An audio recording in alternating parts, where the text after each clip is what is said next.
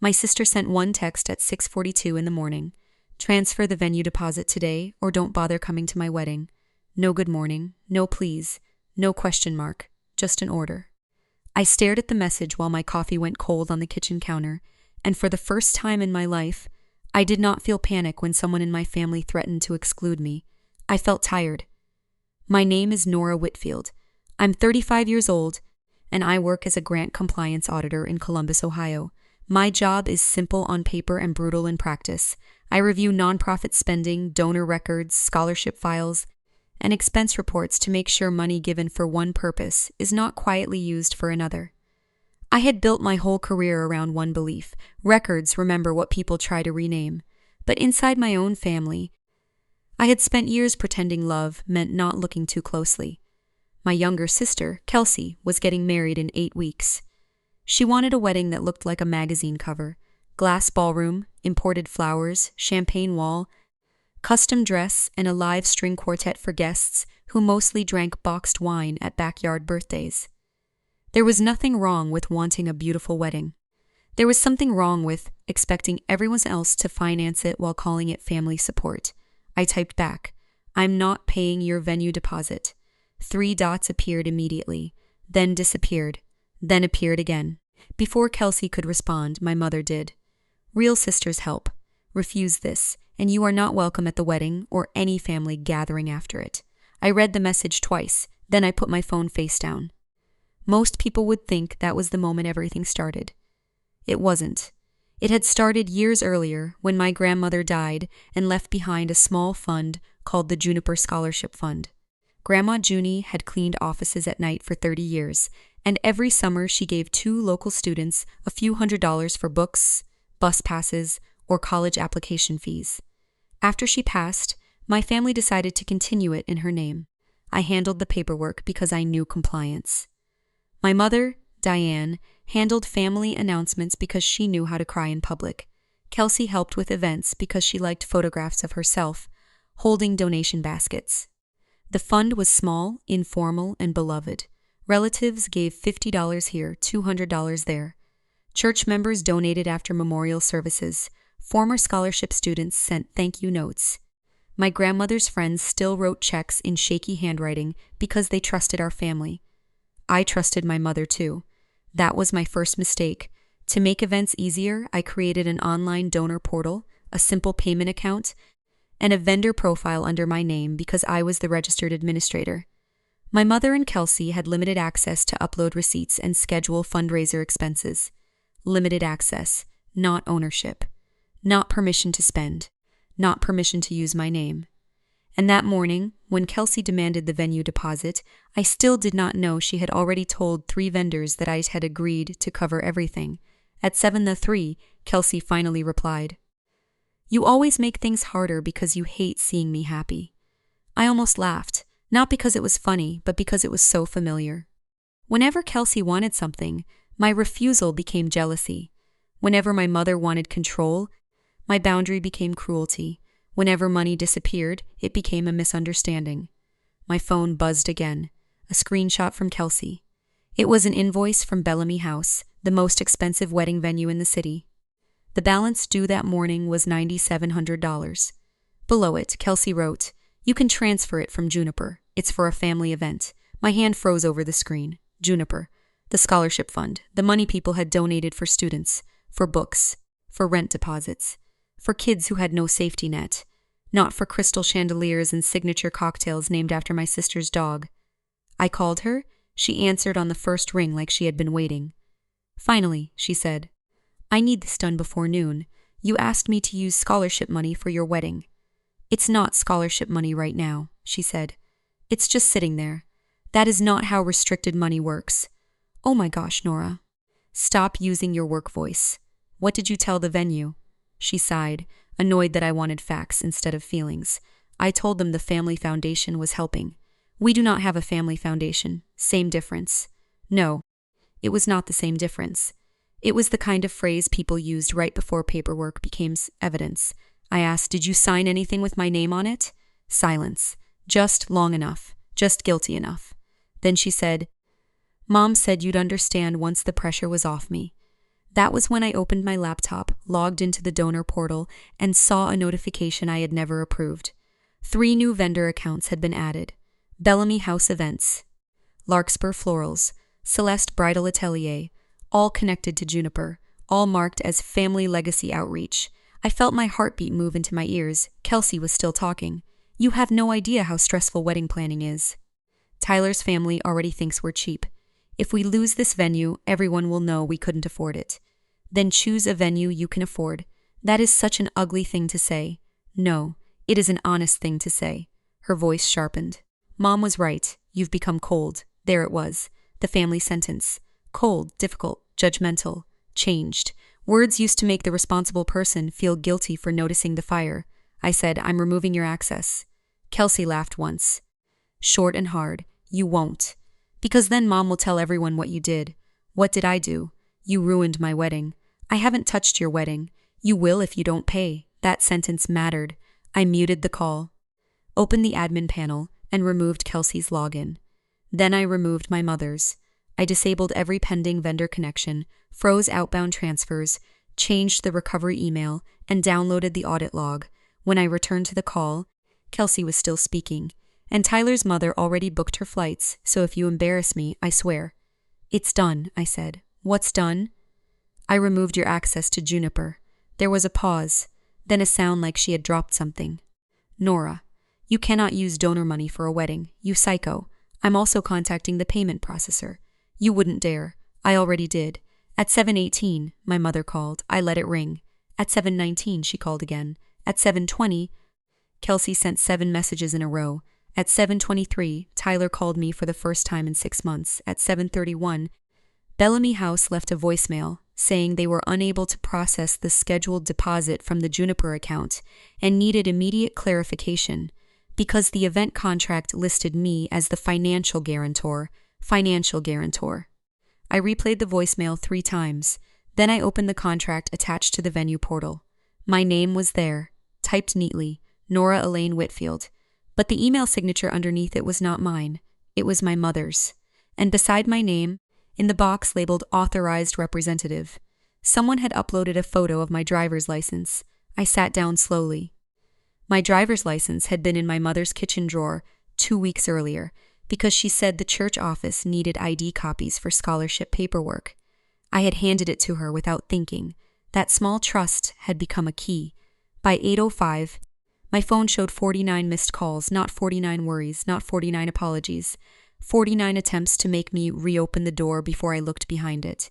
My mother finally left a voicemail. Her voice was soft, wounded, almost trembling.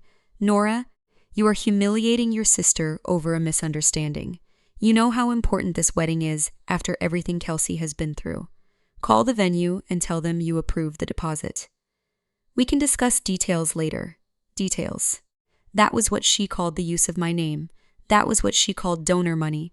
That was what she called a signature I had never given. I called the venue instead. The coordinator, a polite woman named Maribel, sounded relieved. Ms.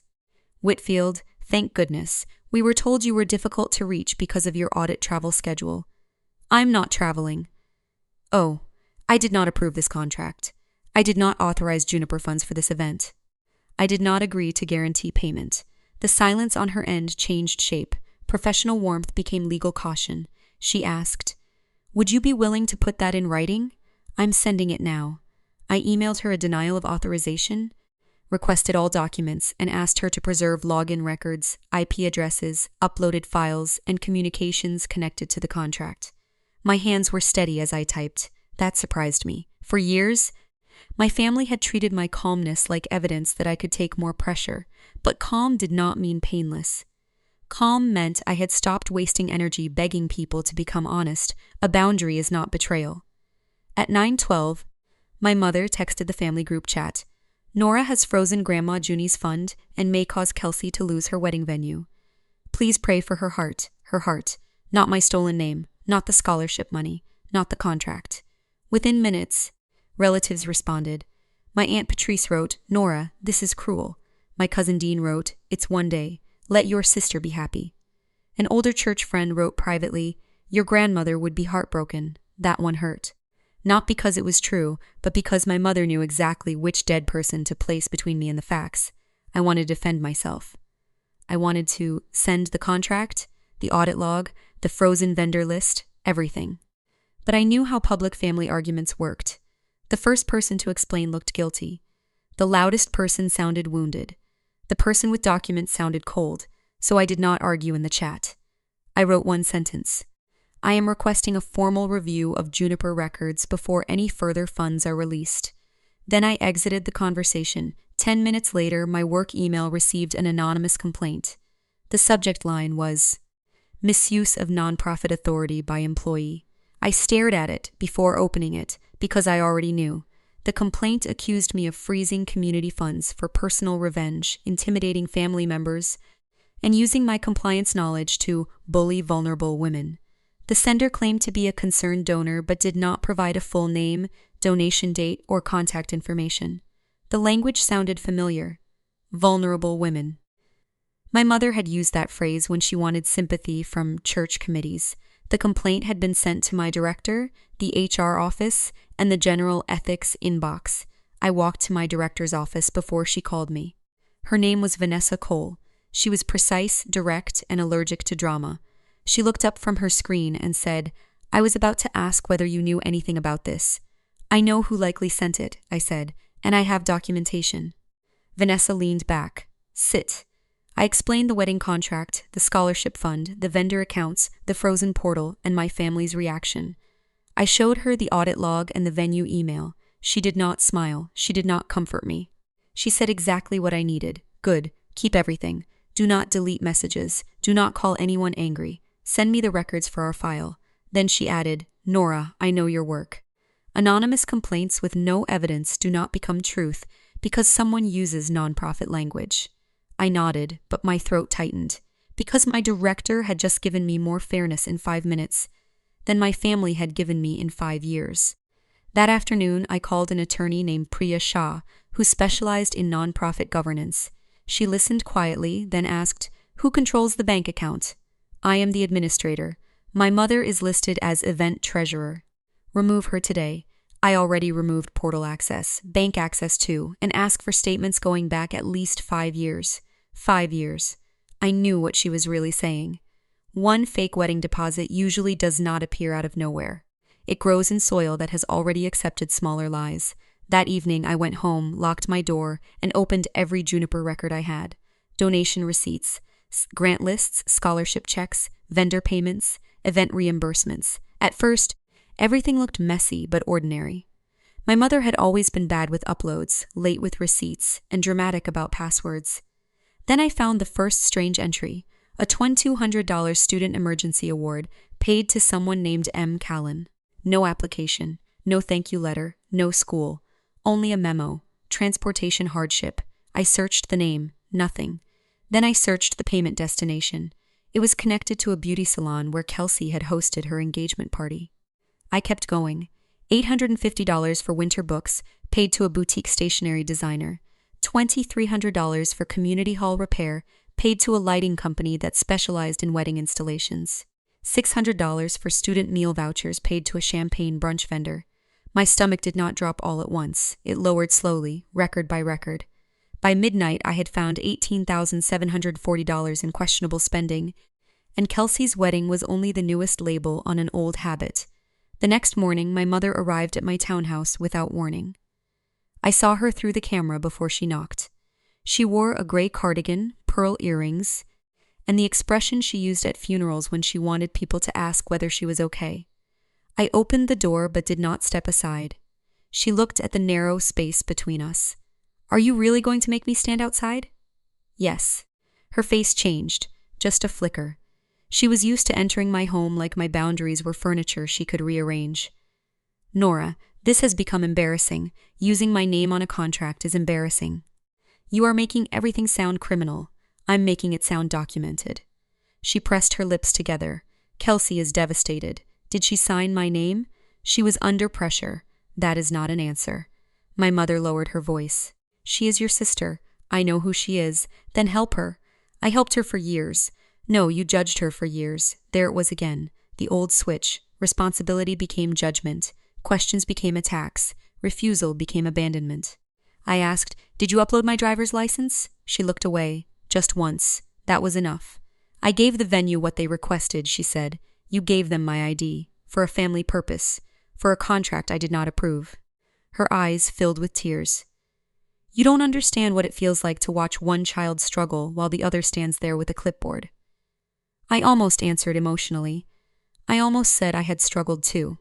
I had worked 2 jobs through college. I had skipped trips. I had taken care of tax forms, funeral programs, scholarship applications, church event receipts, and every family crisis no one wanted to organize. But I had learned something from audit work. Never fight a story with a speech when the record is still open. So I said, "I'm requesting a full accounting." The tears stopped. "What does that mean?" "It means every Juniper transaction for 5 years. Her voice went flat. "You would expose your own mother?" "No, I'm exposing the records." She stepped closer. "Kelsey's future could be ruined because of you." "No," I said. "Kelsey's future is not stored in Grandma's fund." My mother's face hardened. "You always needed to be better than everyone." I looked at her, and something inside me finally detached. Not from love, from obligation. No. I needed everyone to stop using my silence as permission. She left without saying goodbye. At 3:40 that afternoon, Kelsey posted a photo of herself crying in her wedding dress at the bridal boutique. The caption said, "Some people will punish you on the happiest journey of your life just because they can." People flooded the comments. "Stay strong. Jealousy is ugly. Family should support brides." She tagged me. Of course she tagged me. Then the boutique owner emailed me. "Hi Nora, we were told you are the foundation representative covering the remaining bridal balance. Your card on file has declined." My card, on file. I called the boutique and asked for documents. The manager hesitated until I mentioned unauthorized use of nonprofit funds. Then she sent a contract, an invoice, and a scanned authorization form. The signature was not mine, but the handwriting looked like my sister's. The total balance was $6,400 for a dress, paid through an account meant to help students buy textbooks. That was the moment I stopped thinking this was panic and started thinking it was a plan. I called Priya again. She said, "Do not attend any private family meeting. If they want to discuss it, make it formal, with witnesses." As if my mother could hear her, an invitation arrived that evening. Family meeting, Sunday, church fellowship hall. Subject: restoring unity before the wedding. I laughed once. The same hall where Grandma Junie's scholarship breakfasts were held. The same hall where donation envelopes were passed around beneath framed photographs of her. The same hall where my mother wanted me surrounded by people she had already prepared. I replied, "I will attend if Juniper donors and committee members are present and if records may be reviewed." My mother answered, "This is not an audit." I wrote back, "Then I will not attend." 20 minutes later, my Uncle Raymond called. He had been my grandmother's oldest son, a quiet retired postal supervisor with a voice like gravel and a memory that made liars uncomfortable. "Nora," he said, "your mother says you're refusing mediation. I'm refusing theater." He was silent for a moment. Then he said, "What do you have?" "Enough that donors need to see it." Another silence. "Bring it Sunday." That was the first crack in my mother's wall. For the next 2 days, I worked like I was preparing a case file. I created a timeline, not accusations. Facts, date, amount, purpose listed, vendor, actual vendor service. Who uploaded the receipt, who approved the transaction. I placed the wedding charges in red. I placed student payments in green. The imbalance was impossible to ignore. I also found something worse. 3 scholarship recipients from the previous year had been marked as paid. But when I checked the bank records, no money had gone to them. The amounts had been transferred to a consulting account called Magnolia Lane Planning. Magnolia Lane had no website, no phone number, and no state business record. But its payment email included Kelsey's married name initials. Kelsey and Tyler were planning to start a wedding content business after their ceremony. She had mentioned it casually months before, saying brides trusted a woman who had created her own dream day. She had used scholarship money to build the dream day she planned to sell. Love that requires silence is not love. Sunday arrived cold and rainy. The church fellowship hall smelled like coffee, old wood, and lemon floor cleaner. My mother had arranged chairs in a circle, which told me she wanted emotion, not evidence. Kelsey sat beside her in a white sweater, eyes red, engagement ring angled perfectly toward the room. Tyler stood behind her with his arms crossed, practicing protective husband before becoming one. On the wall behind them was a framed photo of Grandma Junie smiling beside a folding table full of donated notebooks. That almost broke me. Almost, my mother began before I sat down. We are here because Nora's actions have harmed Kelsey, embarrassed this family, and frozen a fund created for love. I placed my binder on the table. No, I said. We are here because money donated for students was connected to wedding expenses. The room went still. My mother gave a tired smile. That is exactly the kind of harsh framing I hoped we could avoid. Uncle Raymond raised one hand. Let her speak. Kelsey wiped her cheek. I just want my sister back. That sentence was meant to make me look monstrous. But I had finally understood the trick. She did not want her sister back. She wanted her funding source back. I stood. I'm going to say this clearly. I did not agree to pay for Kelsey's wedding. I did not approve the Bellamy House contract. I did not authorize my driver's license to be used. I did not permit Juniper funds to be connected to bridal vendors, Tyler scoffed. So now a bride can't get family help? She can get help from people who consent. Kelsey turned on me. You always talk like you're in court, because you keep creating evidence. A few relatives shifted in their chairs. My mother said, Nora, enough. No. It was one word. It felt heavier than any speech. I opened the binder to the first page. This is the venue contract. My name is listed as guarantor. This is the upload log, showing my driver's license was added from Mom's home internet connection. This is the email where Kelsey told the venue the family foundation would release funds before noon. My Aunt Patrice frowned. We have a foundation? No, I said. We have a memorial scholarship fund. Uncle Raymond leaned forward. Diane? My mother folded her hands. I used a term vendors would understand. I clicked the remote, and the hall television lit up with the transaction timeline. Over the past 14 months, Juniper funds were linked to Bellamy House events. Larkspur Florals, Celeste Bridal Atelier, a lighting company, a brunch vendor, and a beauty salon. These were listed as outreach, student emergency aid, supplies, or hall repairs. Kelsey stood. This is insane. Weddings bring families together. Grandma would have wanted us together. I turned toward the photo on the wall. Grandma gave students money for books. Then I looked back at her. Not centerpieces. My aunt whispered, How much are we talking about? I changed the slide. Currently verified questionable spending is $27,680. That does not include the attempted $9,700 venue deposit I froze before it cleared. The room erupted. Questions. Gasps. My mother saying, Let me explain. Kelsey saying, She's twisting it. Tyler saying, This is why nobody likes auditors. Uncle Raymond slammed his palm on the table. The room snapped quiet. He looked at my mother. Did scholarship students get their money?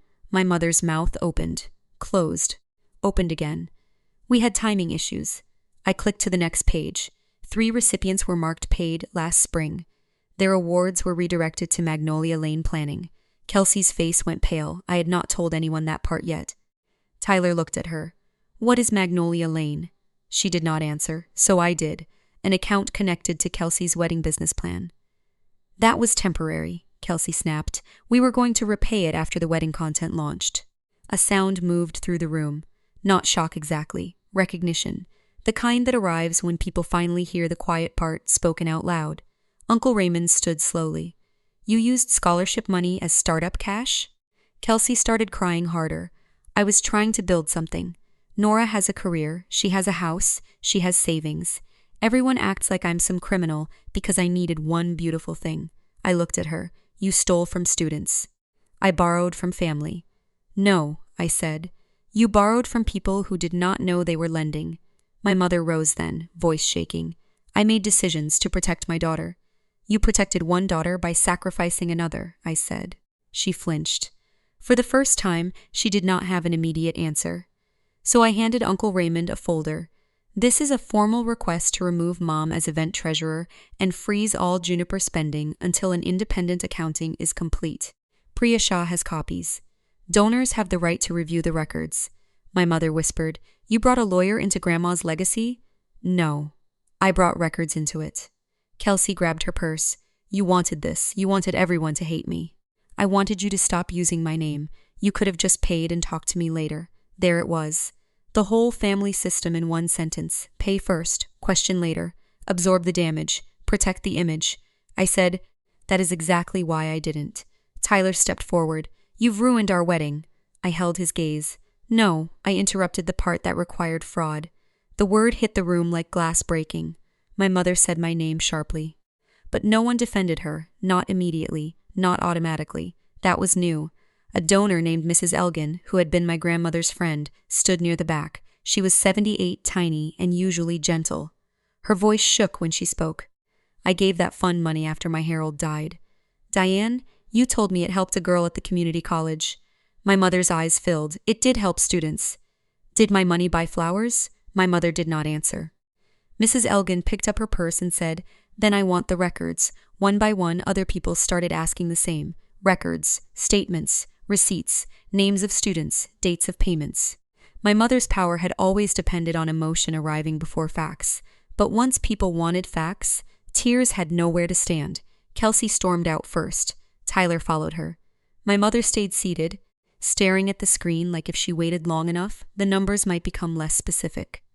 Before I left, she said, you have no idea what you've done to this family. I closed my binder. Yes, I do. Then I looked at the photo of Grandma Junie. I stopped letting us use her name as cover. By Monday morning, Bellamy House canceled the venue contract. Because the financial guarantee was disputed and the deposit failed, Kelsey lost the date unless she could provide a new deposit and guarantor within 48 hours. No one volunteered. Larkspur Florals paused production. The bridal boutique requested direct payment from Kelsey. The church froze the fellowship hall calendar for all Juniper events until accounting was complete. At 7:05 that morning, my phone started lighting up again. But this time, the messages were different. A cousin wrote, I'm sorry. I believed your mom. A former scholarship recipient wrote, please tell me if I need to provide records. Uncle Raymond wrote, do not talk to your mother alone. And Kelsey wrote only one sentence. You destroyed everything. I did not reply. Because by then, the accountant had found the tax filings. The independent reviewer was a woman named Helen Ortiz. She had silver hair, square glasses, and the calm expression of someone who had seen every version of misunderstanding that money could create. She reviewed 5 years of Juniper records. Within 2 weeks, she found $41,300 in undocumented or misclassified transfers. Some had gone to real family emergencies, but were never approved. Some had paid Kelsey's credit cards. Some had covered my mother's household bills when her hours were reduced. Some had moved into Magnolia Lane planning. And 3 student awards had been falsely marked as paid. That last part created the greatest damage, not because the amount was largest, because it exposed the heart of the lie. People had donated because they believed young people were being helped.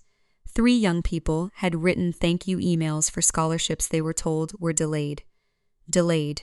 That word made me sick. My mother had sent them polite excuses while my sister tried on veils. Priya sent formal notices to my mother, and Kelsey requesting repayment and cooperation. The church board requested a donor meeting. Uncle Raymond and 2 unrelated community members became temporary administrators. The bank account required 2 signatures for any future movement. My mother called me every day for 9 days. I answered none of them. Then she came to my office, not inside, because security would not allow it without an appointment.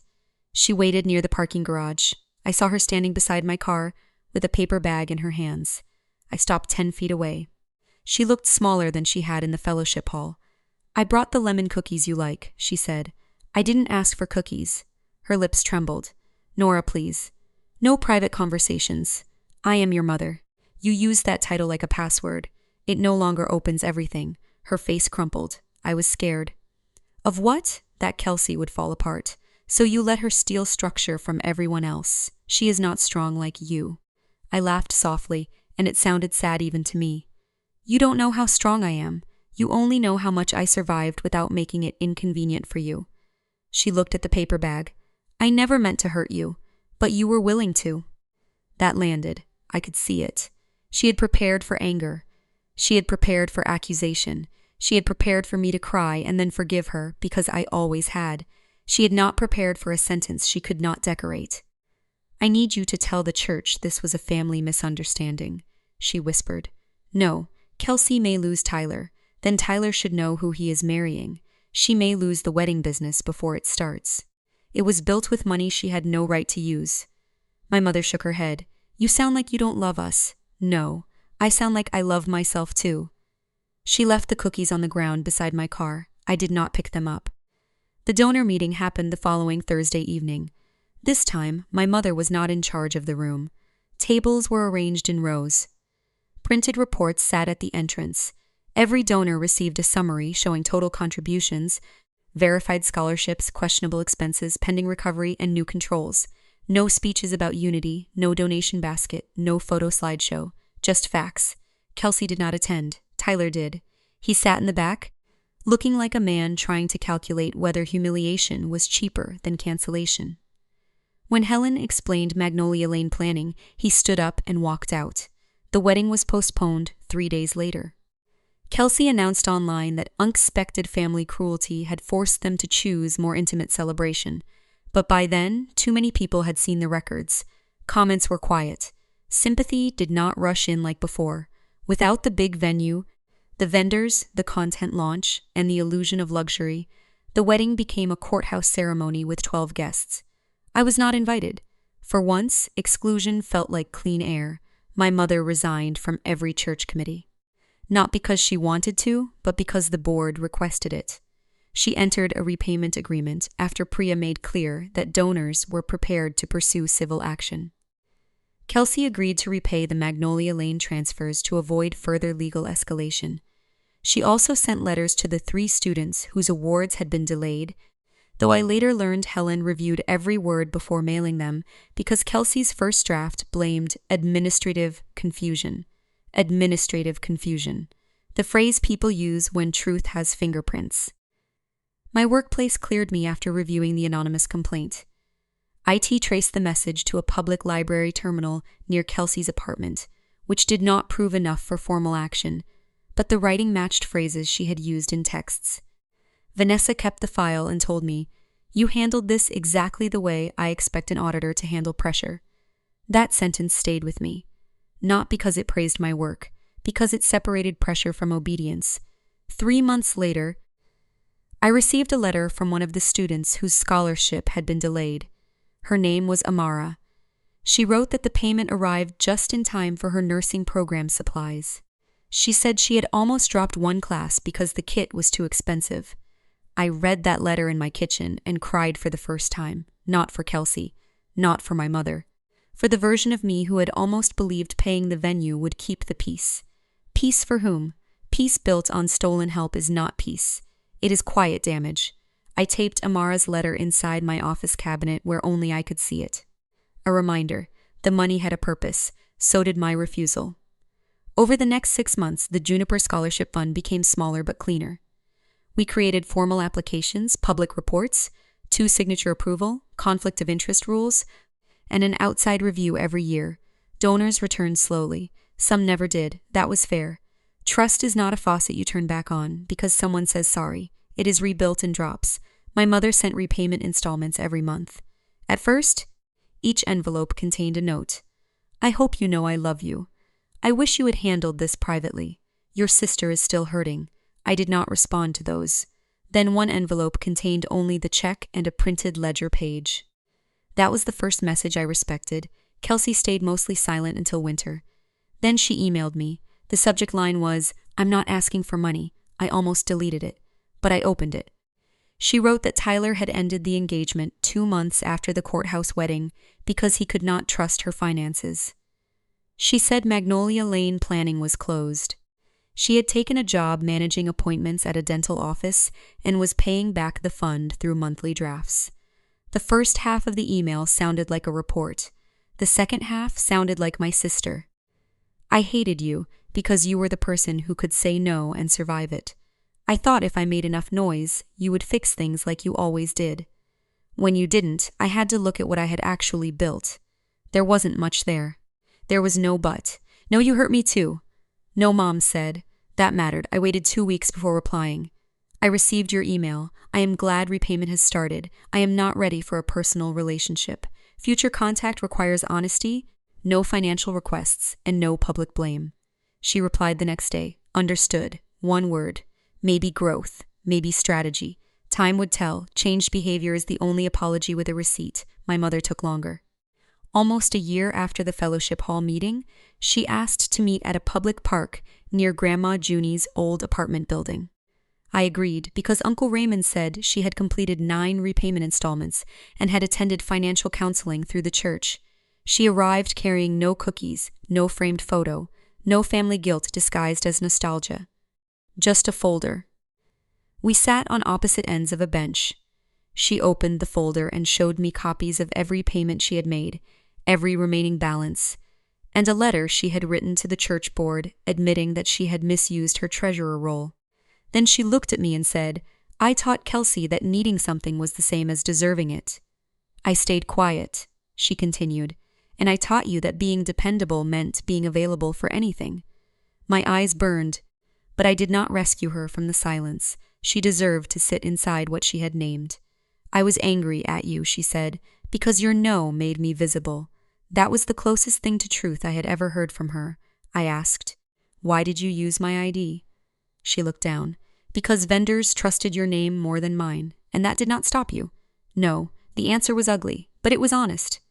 I wanted the wedding to make everyone think we were fine, she said. After your father left, after Bill's, after Kelsey's failures, after my own mistakes, I wanted one day where people admired us. My name was not yours to spend. I know. My work was not yours to risk. I know.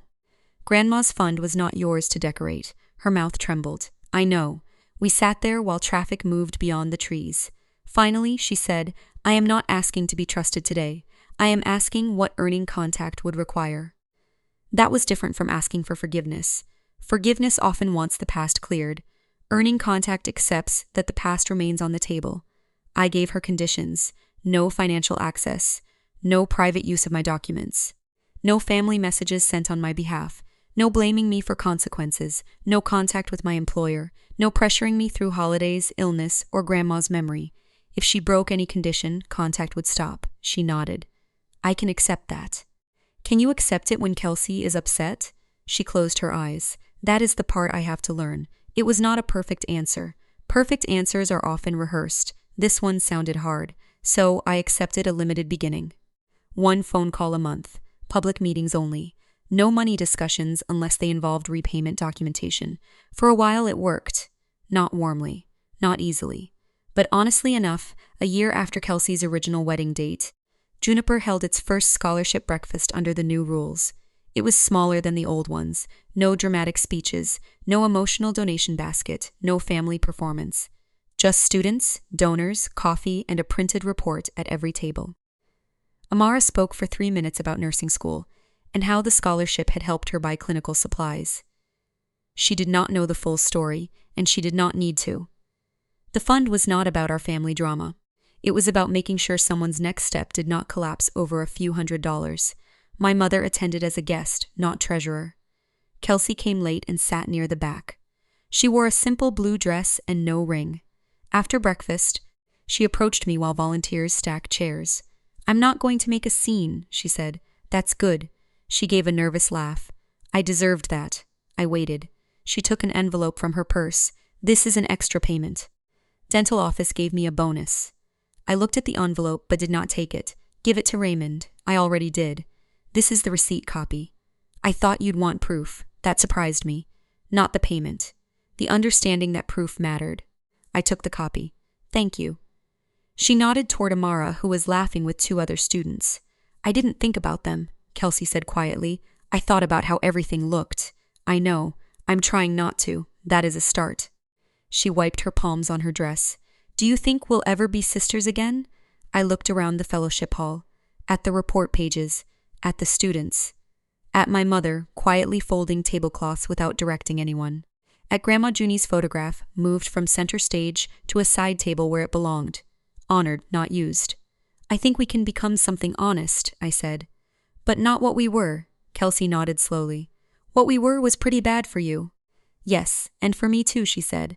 That was new, not enough to erase anything, enough to notice near the end of the breakfast. Uncle Raymond handed me a microphone and asked whether I wanted to say a few words as the administrator who had rebuilt the fund. I almost refused. Then I looked at the students. I looked at the donors.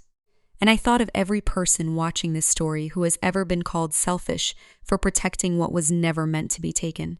So I said, if this story feels familiar, if you have ever been pressured to trade your peace for someone else's image, please like this video and subscribe to She Chose Herself. Not because every family problem has a clean ending, but because someone needs to hear that saying no can be the first honest thing a family has heard in years. Then I put the microphone down. The room did not explode with applause. Real repair is rarely cinematic. It is quieter than that. It looks like new rules being followed when no one is watching. It looks like money going where it was promised. It looks like apologies without requests attached. It looks like relatives learning that access is not the same as love. My family did not become perfect. My mother still sometimes slips into old language, saying things like, after everything we've been through, when she means after what I caused. When she does, I correct her. Sometimes she gets quiet. Sometimes she apologizes. Sometimes we end the call early. That is still progress. Kelsey and I are not close the way wedding photos pretend sisters should be. We do not have matching bracelets or long brunches or teary posts about blood being thicker than water. We have cautious conversations. We have boundaries. We have receipts. That may sound cold to people who think love should ignore damage. But I have learned that warmth without truth can burn your house down. The Juniper Scholarship Fund now helps fewer students each year, but every dollar is accounted for. Every recipient is real. Every donor can read the report. Every family member knows that grandma's name is no longer available as camouflage. And me? I stopped being the emergency signature, the quiet fixer, the dependable daughter who was invited only when her name, money, skills, or silence were useful. For years, I believed exclusion was the worst punishment my family could give me. Then they threatened to remove me from a wedding built on stolen trust, and I realized something freeing. Some rooms only feel like home because you have not been allowed to leave them. When I froze the Juniper portal that morning, I thought I was stopping one bad transaction. I did not know I was stopping an entire family system from using love as a withdrawal slip. At 7:05, when the calls started, everyone thought the disaster was that the wedding money did not go through. They were wrong. The disaster had been going through for years. I simply became the first person to block the payment. And sometimes, the person accused of ruining the family is really the one who finally stops funding the lie.